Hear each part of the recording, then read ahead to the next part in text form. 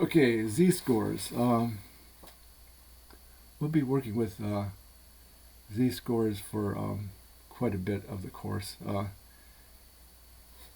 You'll see these will pop up again and again. An example: at one point in time, the Scholastic Aptitude Test, or SAT, had a mean of 900 and a standard deviation of 200. At that time, the American College Test, ACT, had a mean of 25 and a standard deviation of 5. Now, these are tests that some colleges use to decide which students to admit. So it's going to be useful to, maybe some students took the ACT and other students took the SAT. Z-scores are going to help us compare results from these different tests. Fran scored 1,300 on the SAT. How many standard deviations is Fran's score above the mean? In other words, what is Fran's z-score? So one way of doing it is just start with the mean, which is 900, and keep adding standard deviations until you get up to Fran's score. So 900 plus 200 is 1,100. We're not there yet. Fran's score is 1,300. Add another 200, and we're up to 1,300. So Fran's z-score is 2. Fran is 2 standard deviations above the mean. There's another way. Sometimes it's going to be more convenient to have a formula. The formula for the z-score is the score minus the mean divided by the standard deviation. So the score, Fran's score is 1,300. Mean is 900. Standard deviation is 200. So 1,300 minus 900 is 400. And 400 divided by 200 is 2. So Fran's score is 2 standard deviations above the mean.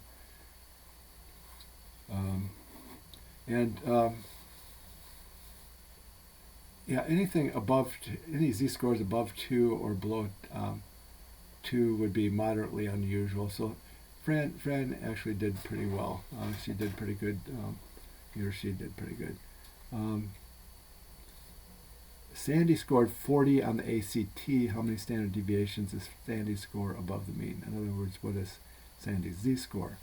Again, we can use the same formula: score minus the mean divided by the standard deviation. So Sandy's score was 40. The mean for the ACT was 25. Standard deviation is 5. 40 minus 25 is 15. 15 divided by 5 is 3. And z-scores above 3 would be outliers. So Sandy is close to being an outlier. So they both students did very well, but Sandy is much further above the mean than Fran. So Sandy did better in relation to other students taking the same test. Now Fran's raw score was higher. 1,300 is more than 40, but the tests were scaled very differently. So the z-score enables us to compare results from different tests. So Fran had the higher score. So if the two colleges if the college was trying to decide between admitting one of those two students, and if Stan and Frandy were equal in other respects, then Sandy would be the one to get in based on the z-score. There's a couple of theorems related to z-scores. We're going to be using z-scores quite a bit, as I mentioned, in different parts of the course, but for right now we're going to work with two theorems. One's the Chebyshev's theorem, and the other one is the empirical rule. The empirical rule applies only to bell-shaped graphs. Chebyshev's theorem applies to any graph, and for any distribution of numerical data, the proportion of data within k standard deviations of the mean is at least 1 minus 1 over k squared. And that means that at the two tails, so the middle part has to have at least 1 minus 1 over k squared. At the two ends, there are two tails. That means there has to be at most 1 over k squared in the two tails. Okay, so let's do an example. The Scholastic aptitude test has mean 900, standard deviation 200. Use Chebyshev's theorem to estimate the proportion of SAT scores between 300 and 1300. So the z-score for 300 minus 900 divided by 200 is negative 600 over 200, which is negative 3. The z-score for 1300 minus 900 over 200 is 2. K is going to be the z-score that's closer to 0, so K is going to equal 2. And then we want to compute 1 minus 1 over K squared. So it's 1 minus 1 over 2 squared. 2 squared is 4. 1 minus 1 fourth. 4 fourths minus 1 fourth. The whole number 1 is the same as 4 fourths. So it's 3 fourths.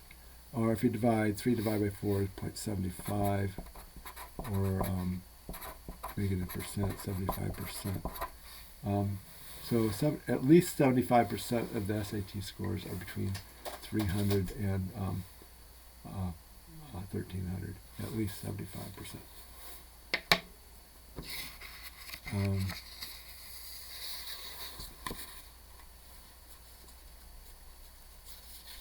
Okay, part B, between 300 and 500.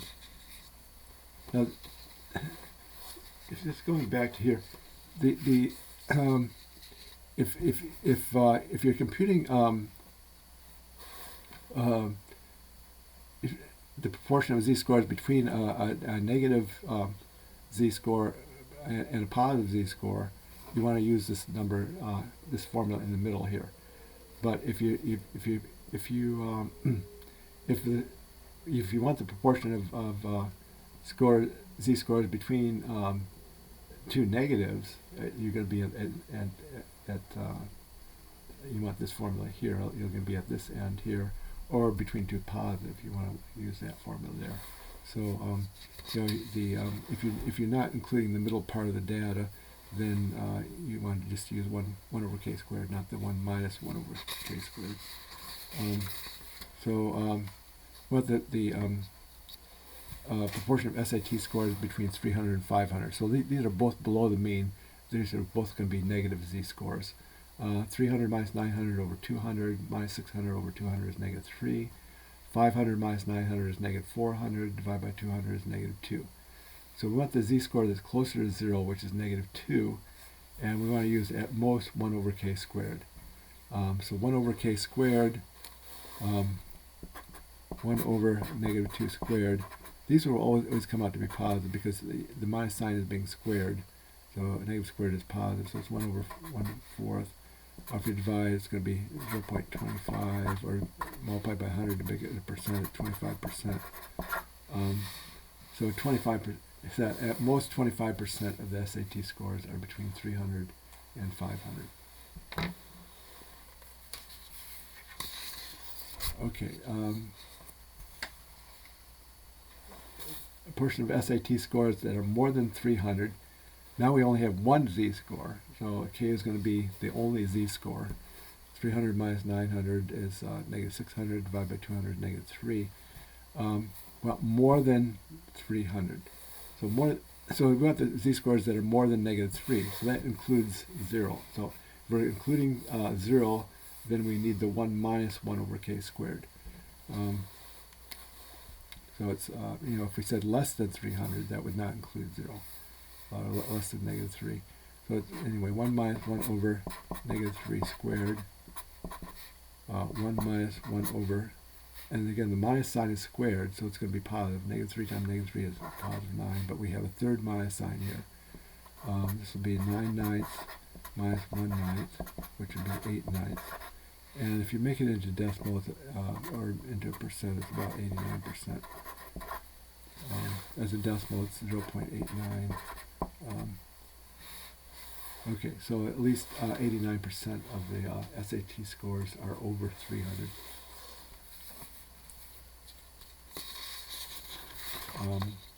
Portion of SAT scores that are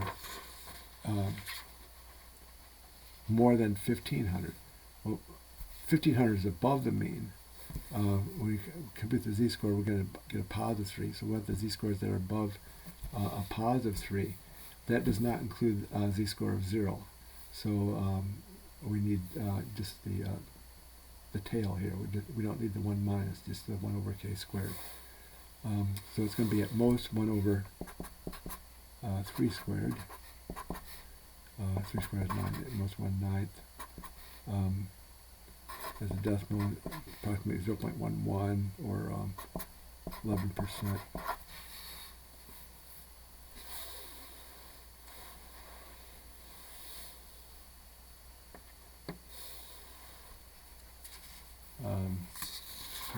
Less than 1300. Again, we only have one z-score, so k is going to be equal to that z-score. And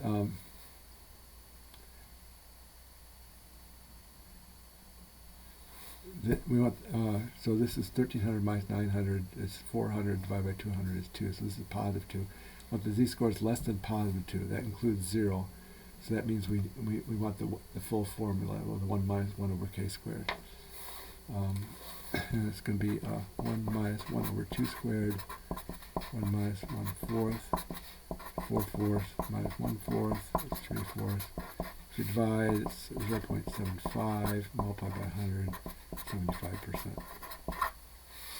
So at least 75% of the SAT scores are less than 1300. Now, Chebyshev's rule applies to any data set. There's a special rule that applies only to bell-shaped data sets. That's called the Empirical Rule. It's also called the 68, 95, 99.7 rule. Empirical Rule Part 1 applies to z-scores of plus or minus 1. And that says that 68% of the z-scores are between -1 and 1. This is only for bell-shaped data. And it's 34% on each side. That leaves 16% on each tail, because these have to add up to 100%. So that's in this example, assume SAT scores are normally distributed. That means a bell-shaped graph. Mean 900, standard deviation 200. Estimate the proportion of SAT scores between 7 and 1. So 700 and 1100. So the z-score for 700 minus 900 divided by 200. That's negative 200 divided by 200 is negative 1.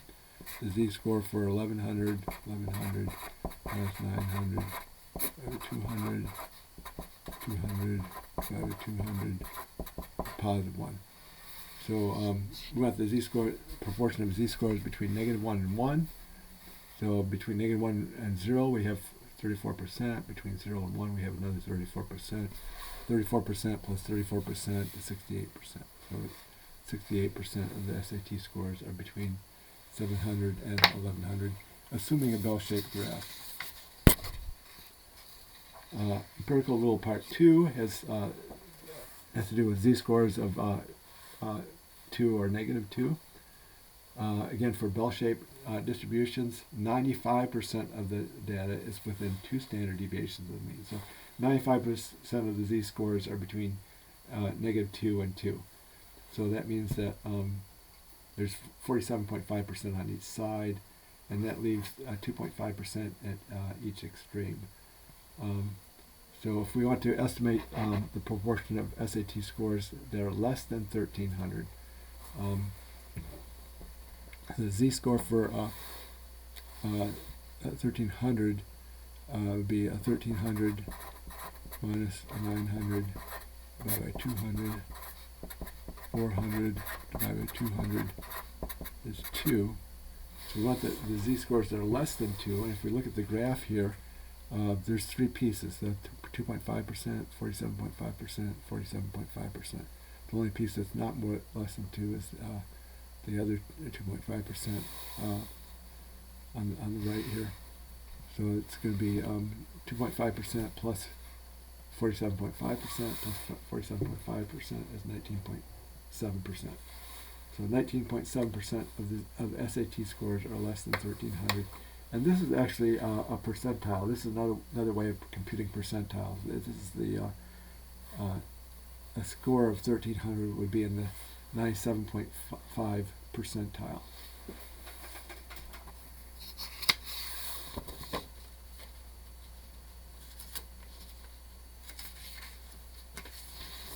Okay, empirical rule part 3 has to do with z-scores of plus or minus 3. So 99.7% of the z-scores are between negative 3 and 3. It's 49.85% on each side of the mean. That leaves 0.15% on each tail. So estimate the proportion of SAT scores that are more than 1,500. So the z-score is going to be 1,500 minus 900 divided by 200. 600 divided by 200 is 3. So we want the proportion of z-scores that are more than 3. And if you look at the graph here, that's the 0.15%. So that's going to be an outlier. A z-score that's more than 3 is going to be an outlier. Okay, so just to sort of summarize here, the empirical rule has 3 parts. 68% of the z-scores are between negative 1 and 1. That's part 1. 95% of the z-scores are between negative 2 and 2. That's part 2. 99.7% of the z-scores are between negative 3 and 3. That's the empirical rule. In comparison, for Chebyshev, if you put in z equal plus or minus 1, you'll get at least 0% of the z-scores are between negative 1 and 1. At least 75% of the z-scores are between negative 2 and 2. At least 89% of the z-scores are between negative 3 and 3. So, so if you put these two rules together, in any case, we could consider z-scores of more than 2 or less than negative 2 to be moderately unusual. If it's bell-shaped, that would be those z-scores would be in the top 2.5% or in the bottom 2.5%, moderately unusual. Chebyshev, the percentages will be a little bit higher, but it's still moderately unusual. And if they're more than z-scores are more than 3 or less than negative 3, then the observations are outliers.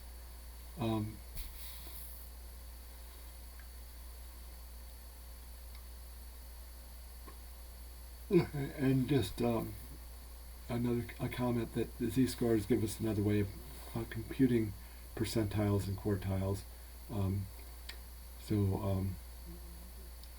With Chebyshev, on one of the examples, we had z-score of 2 that was in at least the 75th percentile. And then this goes back to this example here with Chebyshev. The z-score of 2 is more than at least 75% of the data, even if it's not a bell curve. So it's z-score of 2 is in at least the 75th percentile. And with the empirical rule, the z-score is in the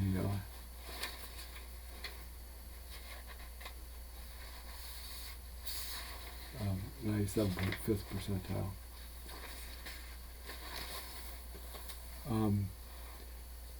Another comment, a little bit later in the course, we'll be working with decimal z-scores.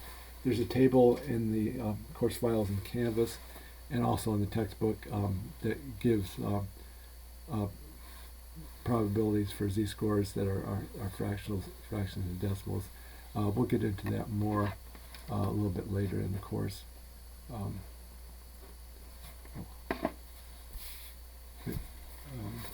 Okay, so just one more sort of two more examples. You can mix and match different parts of the empirical rule. So if you want to estimate the proportion of SAT scores between 700 and 1300, that means the z-scores are going to be between -1 and 2. And from empirical rule part 2, we know that 47.5% of the z-scores are between 0 and 2, and from Empirical Rule Part 1, we know that 34% of the z-scores are between -1 and 0. So if you add those percentages, you get 81.5%. So that's mixing results from Empirical Rules Parts 1 and 2. Also, here we want the to estimate the proportion of SAT scores between 1100 and 1300. So here equal 1 and z equal 2. So we want the z-scores between 1 and 2, positive 1 and 2. And again, the percentage of the z-scores between 0 and 2 is 47.5%. That's Empirical Rule Part 2, but that's more than what we want. So we need to subtract off the percentage of z-scores between 0 and 1, and that's the 34%. And if you subtract those, you get what's left is this part here, 13.5%. So that we were able to apply both parts of the empirical rule to mix and match. And that concludes this presentation.